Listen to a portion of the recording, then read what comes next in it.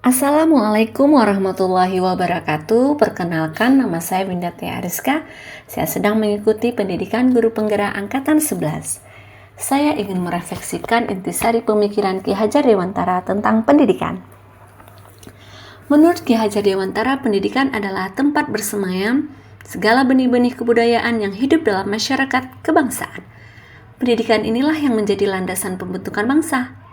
Pendidikan dan kebudayaan mengkoneksikan dua hal yang tidak dapat terpisahkan antara pendidikan dan kebudayaan, di mana menjadi satu kesatuan karena pendidikan adalah suatu pondasi dan suatu peradaban menjadi kebiasaan sehingga menjadi kebudayaan. Kita harus melakukan perubahan dari waktu ke waktu, harus sesuai kodrat alam dan kodrat zaman.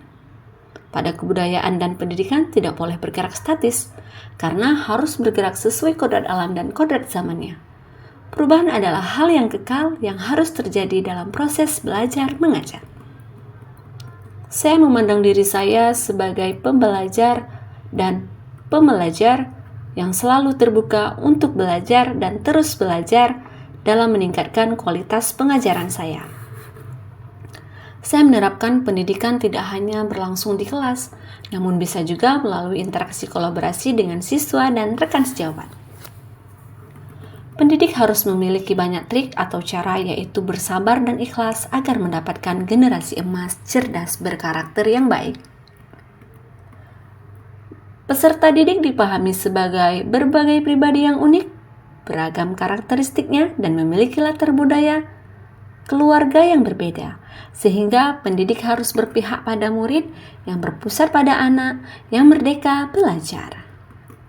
Tujuan pendidikan berdasarkan Ki Hajar Dewantara adalah murid, murid, dan murid.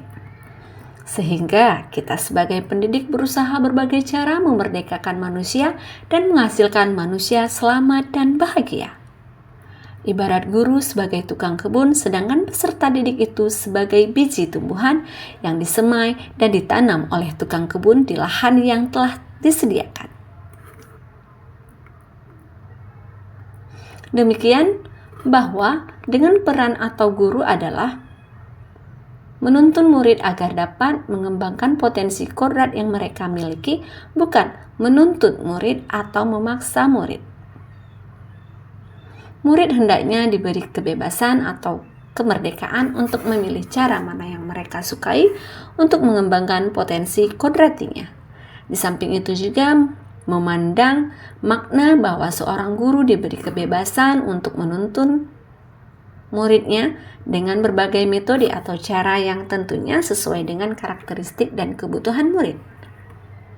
Dengan memandang diri saya sebagai pembelajar dan pembelajar, saya berharap dapat menciptakan suasana belajar yang kreatif, inovatif, dan menginspirasi siswa untuk terus belajar dan berkembang sebagai individu yang berkarakter dan berbudaya.